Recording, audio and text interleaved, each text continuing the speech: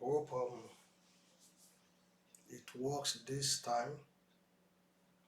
Welcome to our afternoon teaching. Welcome to the afternoon teaching on Impact Royal TV. I want to thank God for you. I want to bless the name of the Lord for your life on this beautiful afternoon. If you are in United Kingdom, let me quickly advise that please be very careful. The storm, the weather is not that very friendly. The weatherman has predicted it's going to be heavy storm. Parks have been shut down. Trains too have restricted their services. So in other words, just be very careful. Be very careful. So you're welcome to our Thursday, something in it for you. Something in it for you. You just have to bear with us regarding the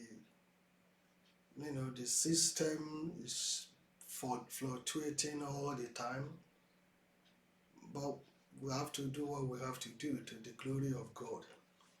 So this afternoon I want to pause for a while from the usual pattern of looking at encountering God through each of those books.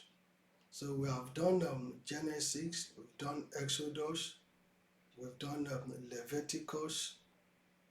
So we've done encountering God through Peter, encountering God through Paul.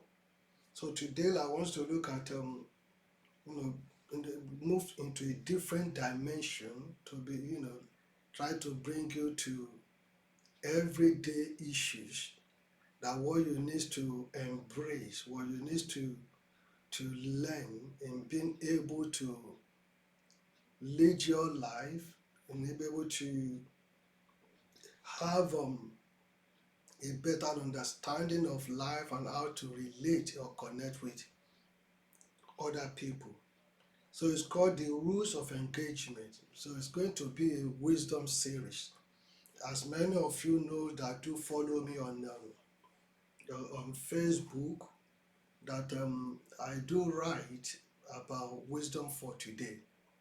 But so wisdom for today has been on for a while, that the issue of wisdom has been part of me. It's something that I'm so peculiar or particularly about. Let me put that way. I'm so particularly about. I discovered that wisdom is the essence of life. So the dictionary meaning of wisdom is the knowledge that is gained by having many experiences in life. And I can assure you that I have many experiences in life. Many experiences in life. I have failed before. I have stumbled before. I have made mistakes. I have been frustrated. I have been depressed. I have been sad. I have I have failed in marriage. I have failed in business. I have failed in so many areas of life that you can think of, and that gives me enough experience to be able to talk on so many subjects, on so many areas of life, based on my personal experience. So that's why the dictionary definition of wisdom is so relevant to me based on my experience of life. There is a knowledge that is gained by having many experiences in life. It is also the natural ability to understand things that most people cannot understand. The natural ability to understand things that most people cannot understand. It is that kind of knowledge that is proper or reasonable, good sense of judgment. That's wisdom, good sense of judgment, ability to discern what is true, what is right, what is false, what is lasting, what is credible, ability to discern. And when the Bible talks about wisdom, you will begin to see that all these principles surely applies, or the definition surely applies. Let me give you three scriptures. Proverbs chapter 9 verse 10. Proverbs 9:10. It said the fear of God is the beginning of wisdom. The fear of God, the beginning of wisdom. Then in Luke chapter 2, from verse 40 to 52, you will find from the caption, I will give you a mouth and wisdom, which none of your adversary will be able to withstand. I will give you wisdom, mouth, which none of your adversary will be able to withstand. And the key scripture is James chapter 1 verse 5. James chapter 1 verse 5. And it said, if anyone lacks wisdom, let him ask of God. If anyone lacks wisdom, let him ask of God. See, the ability to discern, to be able to know, discern what is true or false, right or lasting, is wisdom. Is wisdom. I want to believe that everyone needs that wisdom, because wisdom will help you to know lots of things that knowledge may not be able to give you. Because if you look at it this way, knowledge, understanding, they are not on the same level with wisdom. They are not in the same level with wisdom. That's why you see people with wisdom, they rule people with knowledge. They rule people with knowledge because they have wisdom. So in the Bible describes Jesus as the wisdom of God, as the wisdom of God. So I've been talking so much about wisdom, but I want to stop on that for that definition and description for now, but to let you know, beloved, that wisdom is the essence of life. Wisdom. Humanity were created as a result of God's wisdom. As a result of God's wisdom. So if you lack wisdom, then you have what it takes to ask. It is foolishness for a man to fail to ask for wisdom, And it is ignorance for you to think that you do not need wisdom. Particularly in today's world, the world that is filled with a lot of evil, a lot of bad people, right, left, and center, members of your household. You do not even know who is the enemy, because there are unfriendly friends. There are those people that will be there, at your throat, at your face all the time. But the moment you turn your back, then they will stab you. So you need wisdom to be able to relate with them, because it's not everyone you have to run away from. You can't run away from. If you keep on running and running and running, where will you run to? Where is going to be? Because the thing is, The one you run away from, that you run into another person, may even be worse than the one you run away from. So human being will continue to be human being. In one of my wisdom for today this week, maybe this was last week, I did said that even God cannot please or satisfy human being. So just do your best. It doesn't matter what you do. Even if you die for them, they will still complain that you didn't die right. So the only thing you can do is just to do your best. So therefore, you need the wisdom to be able to live a life that will bring glory to God, to yourself, so that you'll be able to fulfill your purpose. Because wisdom isn't just about knowledge. So as I've said, it isn't just about knowledge. And it isn't just about understanding. But the ability to use both knowledge and understanding to think and to act in such a way that your sense will prevail and choices are beneficial and productive. Ability to make use of knowledge and understanding to a point that will become beneficial and productive. That is wisdom. That is wisdom. So what are the things that I want to encourage you this year, or particularly in this series of wisdom, that I want you to take on board as you travel through the journey of life? Number one, in the issue of life, you first need to come to a conclusion in your mind, that issues are going to happen, things are going to happen, difficulties are going to happen, failures are going to happen, problems and challenges are going to happen. You can't run away from them. You cannot, no matter how long you run. It's either you run towards them or they run towards you.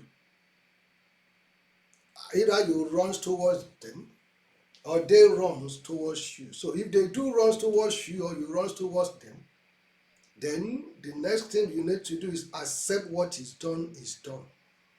Accept what is done is done. I made that to be the golden rules. But the golden rule of life is that you must learn to let go of any feelings of resentment. You must learn to let go resentment, regret, and anger.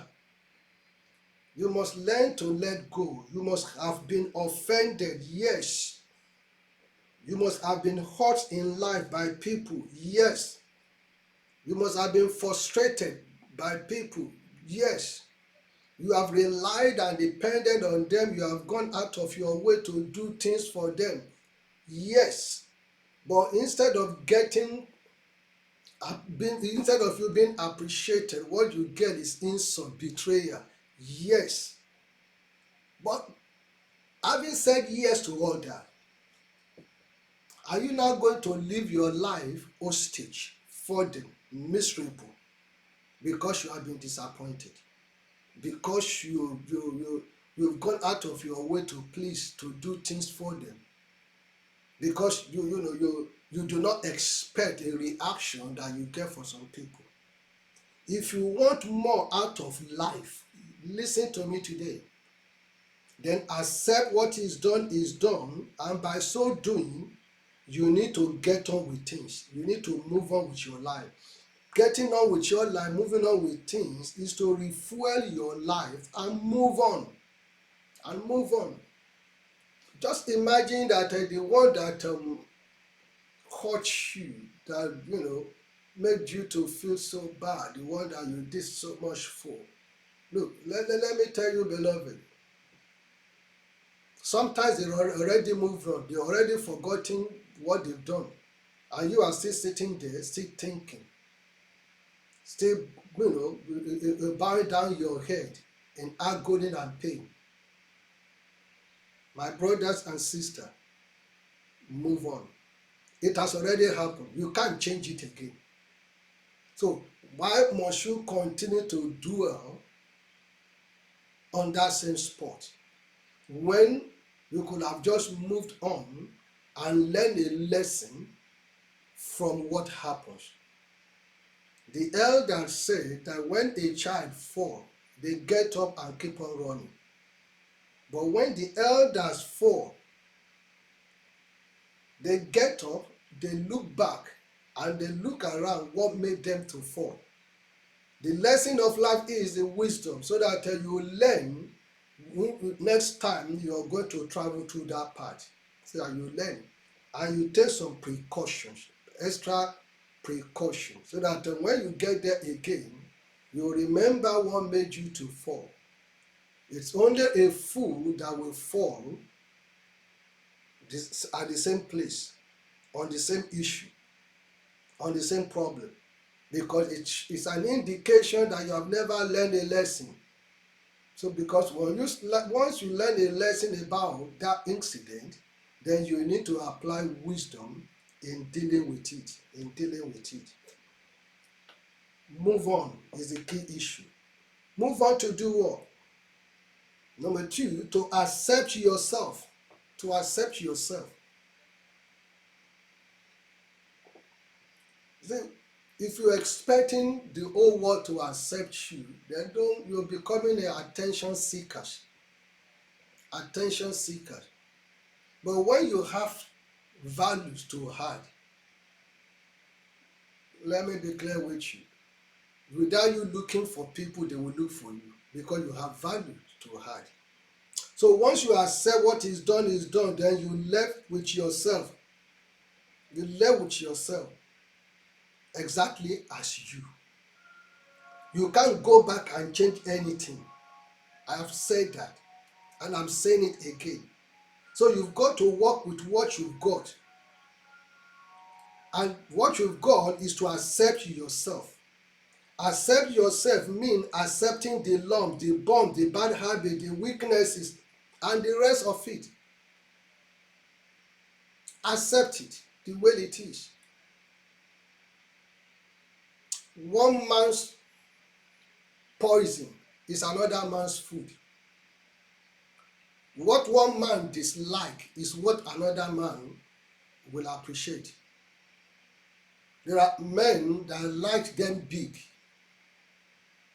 So you do not need to go and pump your life because you are not big. Because there are men who doesn't like them big. Likewise, there are girls, ladies, women too, who like them tall and lanky and well endowed. There are ladies like that. There are other ladies too who doesn't like them big, who doesn't like them tall, who doesn't like them big endowment. They are just comfortable, contented, with what they want, with what they know what they want. They don't like it big. That is their own spec. So whether you like it or not, your own spec is out there. It's there. So the first golden rule is to accept yourself as yourself or who you are. That in the process of life, bumps will be there, lumps will be there, bad habits, weaknesses. Begins to mention them. They are part of what made you. But what you just need to do is not to be reckless with it. Not to be reckless with it.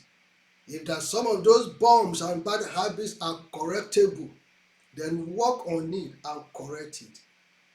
Because don't just think that, I can, make myself anyhow, I can be what, be out of proportion, out of shape, and, with terrible habits, with bad odor, bad smell. You look at it this way, you're going to be working in an environment with other people, and you're smelling. And you're complaining that people do not like you. They may not be bold enough to tell you. They may not be bold enough to tell you. And what they will do is they will begin to despise you. They will begin to run away from you.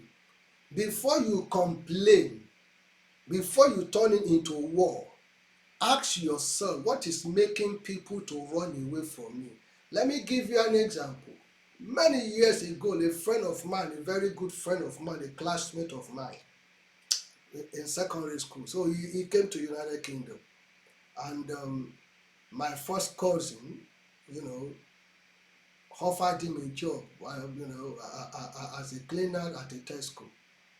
Then my first cousin happens to be a regional manager with one of the largest cleaning company in the United Kingdom. So I spoke to him that, look, bro, this is my childhood friend, so can you please help? Without hesitation, he gave him a job. You know those days. And the guy was very good at the job because he went into politics back home. Then he borrowed money to go into politics. He lost the election. The bank was looking for money and all that. And so he has to run to go and work to be able to pay all his debts before, so that they will not take over or repossess his house. He was diligent. He was hardworking person.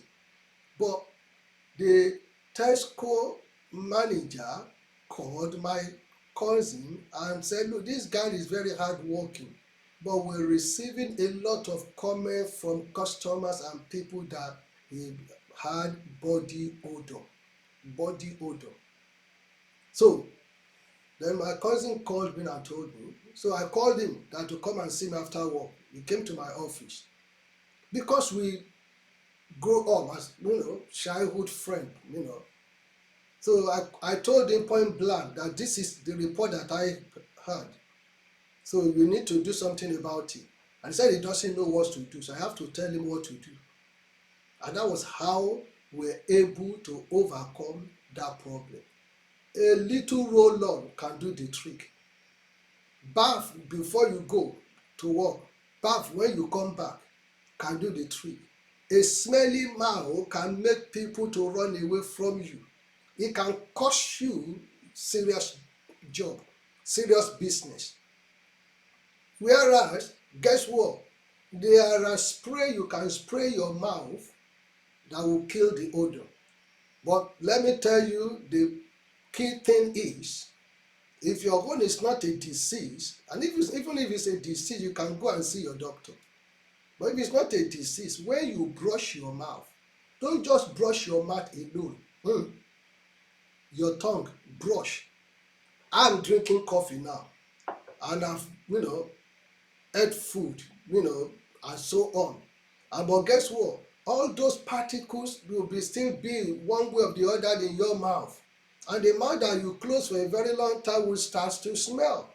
But particularly when you go to bed and you stood out the night, you now woke up, you understand, you just brush your mouth. What about your tongue? What smell is the tongue? Brush that tongue. Brush it. Brush it clearly. And most times, if you are not fasting, try to chew chewing gum. Try to chew chewing gum when you are at work, when you are within people or mint, so that mouth odor will not cost you your job, your life. I mean, your job is your life, if you understand what I mean. So, in accepting yourself doesn't mean that you have to make yourself reckless. So, I just want you to know that we are happy with everything about ourselves. Then, the moment you are happy with everything about yourself, you can just figure out that your confidence will be on a different level. But if you decide to do certain things to make yourself much better, it doesn't mean, I also want to look at it from other angle too, that it doesn't mean that we are happy with everything about ourselves, but we just have to do something, to make it better. In other words, whether you are happy with it or you're not happy with it, there's no reason for you to do something crazy, something stupid, something terrible that may lead a bad life. It doesn't mean you should do it. It doesn't mean. So You see, just want you to get this thing clear, that I'm not advocating perfection. Far be it, because no one is perfect. No one is perfect. I never at any time talk about perfection or talk about monopoly of knowledge. No, nothing of such. I'm not advocating it, but we can start with what we've got. And when you start with what you've got, and thereafter work on what you need to work on. Work on what you need to work on. In other words, strive and be ready to do the right thing. Strive and be ready to do the right thing. So it means we are going to accept the way we are initially, then build on that. Then build on it. So the first step to change is to first accept yourself. Is to first accept yourself. When you're forcing people to accept you, have you accepted yourself first? Have you found out what is making people to resent you? Have you also accepted the fact that the people that are resenting you, that you think they're resenting you, are going through the issues themselves? So you need to accept that some days you aren't going to make it. Some days you will. Just like the way everyone falls far short of things. So if those days happen, don't beat yourself up. But guess what? Pick yourself up and start again. Doesn't it the scripture says so? That rejoice not my enemy when I fall, say that I will rise. Isaiah also talked about, he said, rise and shine. Anyone that, he said, arise and do what? Get up and shine and show forth the glory of God. So the point I'm making is that you should stop picking faults with yourself or giving yourself a hard time. Rather, accept that you are who you are. You are who you are. You are wonderfully and fearfully made to the glory of the living God. And make sure that you maintain the gifting of God. Make sure you maintain it. You are a gift of God. You are a gift of God with a mission to multiply, with a mission to bring increase and abundance. So if by your personal behaviors and attitude, your recklessness is not making you to bring abundance and increase, then it is wisdom for you to learn and to start to make corrections. Okay, I will do one more, then we'll stop there. Number 3, rules of engagement. I'm going to share with you. I call this know what counts. Know what counts and what doesn't count. I want you to be clear. Certain things count in life. Certain things matters, but not all things that matters. Not all things. There are some things in this life that are not important. They are not important. Don't make what is not important important. Never major in minor and never minor in major. Some things aren't important. If you do not have them, it's not going to, take anything away from you. It's not going to cost your life. It's not. Let me tell you things that really count. Things that really count. And I also give example of things that doesn't count. Being kind and considerate counts. It matters. It is a seed. When you are kind and considerate, you sow a seed, harvest will come. People that you are kind to in your own time of going through, they will remember. It might not be all of them. It might not be all. You may do great things, good things. You may be there for your entire community. May only be one person that will remember. But at least somebody will remember. Somebody will remember. But it counts. It counts. It matters when you are kind and considerate. Number two, things that counts. Be humble. Be humble. The scripture said that if these people that are called by my name, 2 Chronicles chapter 7, so if these people that are called by my name that humble themselves, but we are in a world today that pride and arrogancy, raising shoulder when you are not yet there. You are not yet, you are riding a bicycle, you are raising your shoulder. You are riding a second-hand car, you are raising your shoulder. No one can talk to you. You are on the road, you are oppressing other road users. Somebody that is walking, you're using your car to splash water on them. You think that is the end of the world. Look, the one walking now without a car can own that car company tomorrow. It can own a car company tomorrow. It can be it can be your employers tomorrow. So you need to humble yourself, respect, and be truthful. Count. Respectful and truthfulness count. Look, I come from a tribe that appreciate respect. That when you wake up in the morning, you first thing first is to greet your parents. You prostrate to greet your mom and dad. Then your seniors, your older brothers and sisters, you greet them, you bow down to greet them. You greet them because it matters to us. That's the culture. We are brought up in that kind of environment. We are brought up in that. So don't tell me civilization, modern world. Don't tell. I refuse. You can call me archaic. I agree. So you might as well say everything that the Bible talks about is archaic. So there should be no reason for us to embrace it. You see, that is my culture. I was born, brought up in that culture, grew up in that culture. The culture of respect, the culture of truthfulness. My father will kill you if you lie. But if you tell the truth, he will let you go. But if you lie and he now discover that you lied, oh, that will be the day for you. That will be the day for you. So to be truthful, because the reason is that once you're truthful, they will know how to help you, how to defend you, how to correct you, how to put things in perspective for you. That is the essence of being truthful. Being truthful. They're not going to kill you if you are truthful.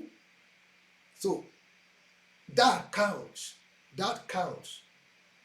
And getting through each day without seriously offending or hurting anyone, it counts. It counts. But let me tell you, beloved, if you go out deliberately hurting, offending people, you derive joy in making people sad. There's an English word for it, that you're a sadist. That you are just a sadist. And there are some people like that. A friend of mine says such people has been heavily anointed by the devil. They can never see anything good in other people. All they just do is to make people sad. If that is what you do, it doesn't count. It doesn't count. But what, beloved, counts, I will talk about them. So another thing that doesn't count is having the latest gadgets, the latest shoes and bags doesn't count. It doesn't count. Don't kill yourself because you want to be like other people. When your time comes, your time will come. Look, fashion changes all the time. You may not wear Louis Vuitton now, but that doesn't mean that you're not going to wear it tomorrow. You may not wear Versace now, that doesn't mean that you're not going to wear it tomorrow. But don't kill yourself before that time comes, because you just want to, you want to belong. We want to belong. And this applies seriously to new, to generations of today, particularly the women of today, especially Nigerian kind of setup or environment. You just want to be like other people. And that will now make you to commit crime, to do, to lie, to fraud, to do all sorts of things, because you want to belong. You want to be like others. You do not find out how they made their money. You just wants to belong. You wants to dress good. Somebody that do not have a job, using a phone of $500,000 naira. Is $500,000 naira not enough for you to start? If it's pure water you want to sell, if it's just small businesses that you want to start, $500,000 naira will take you somewhere. But you want to belong. You want people to know that you are using iPhone, you are using Samsung, you are using phone is to communicate. It's to communicate. It doesn't matter their gadgets. It's still the key about phone is the ability to communicate.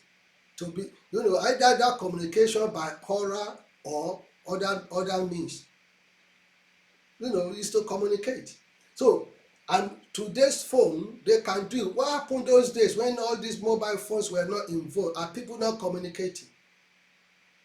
But you have no job, and you are telling people to buy you phone of $500,000. It makes me sick. Or you carry that kind of phone and you are borrowing money.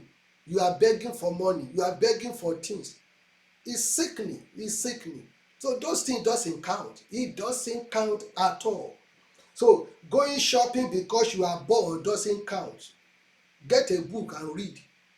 That counts. That counts. Repaying your debts counts.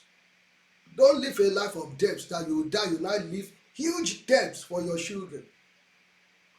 Be angry with debts. Be angry with debts. Challenge debts. Rise above the debt. Kills.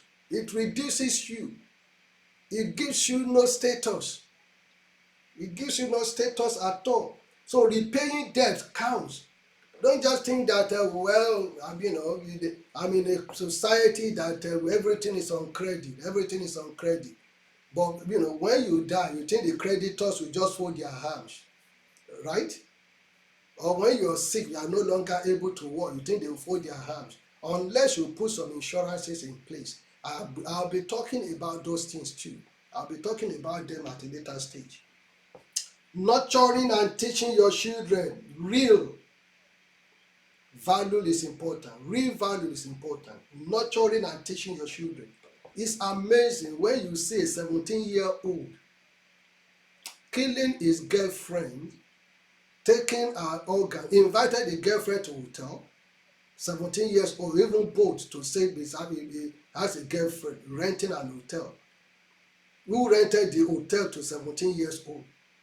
Don't you ask for his ID to be able to know that, at 17, renting an hotel? I just being curious. I just trying to figure out during our own days, at the age 17, going to hotel, which hotel will allow you?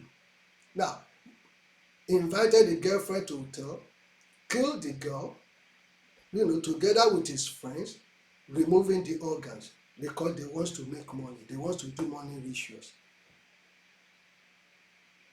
They want to do money rituals. Does that really count at 17? At 17.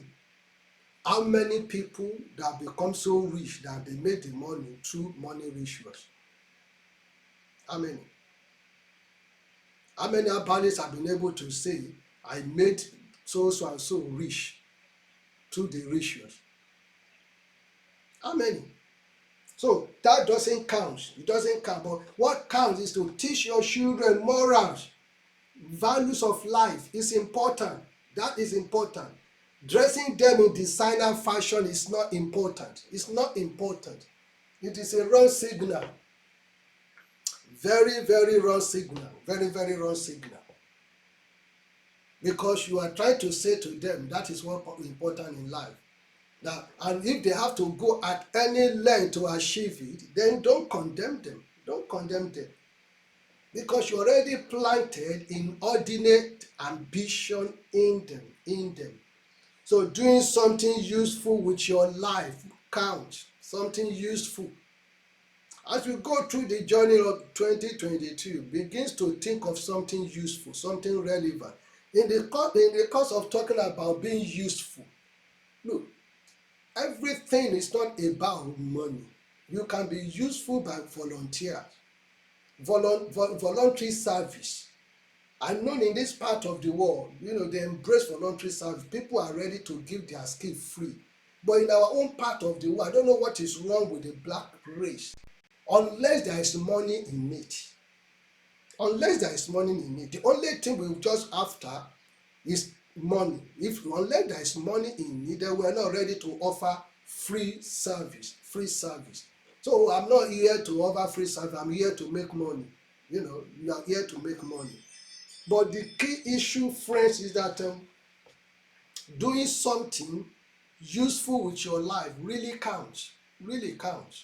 So this rule means focusing on what is important to you in life and making positive changes to ensure you feel happy with what you are dedicating your life to. Let me quote, Tim Frank called it lucid living in his book. Tim Frank said there are some things in life that are important and a whole lot of things are not important. This Tim Frank said it doesn't take you too much trouble to work out which is which. It doesn't take you. So think about what you do that counts and do it more. Think about what you do that did not count and start to drop them one after the other. It is wisdom. That's what I have come to share with you today. Rules of engagement. I'll be stopping on rule 3. By the grace of God, next week we'll continue from rule 4. It's going to be a wisdom series. I'll be moving from wisdom series at another time back to encountering God through the next book that I'm going to look at in the book of the Bible. So I'm pretty sure there's something in it for you to learn, something in it for you. If only you can embrace this and you discover that there are certain things count, certain things doesn't count. Don't kill yourself on things that do not really count. Embrace what counts so that you will live a life that brings glory to God. God bless you as you join me this afternoon. I hope you've been able to grab some few things that you need to work on and to work with. Let me also invite you tonight to our evening prayer session at Christ Royal Church on Church, and it's going to be led by our one and only evangelist Akin, a man filled with the presence and the grace of God. So that join him as I'm going to join him as well. Our prayer can never be too much. So he'll be leading us in another prayer session called Intercession with God. I look forward to welcome you at 7 p.m. and I pray that the Lord will continue to keep you safe and keep on watching over you. Before I go, please be very careful. The storm, the wind is about 90 miles per hour. So just be very careful and be very cautious. And I pray that the Almighty God will continue to keep you safe, will continue to be your shield, will continue to be a cover over you. So, my brothers and sisters, what counts is what you should do. What doesn't count, move away from it. Until such a time I come your way again, remain blessed and stay safe.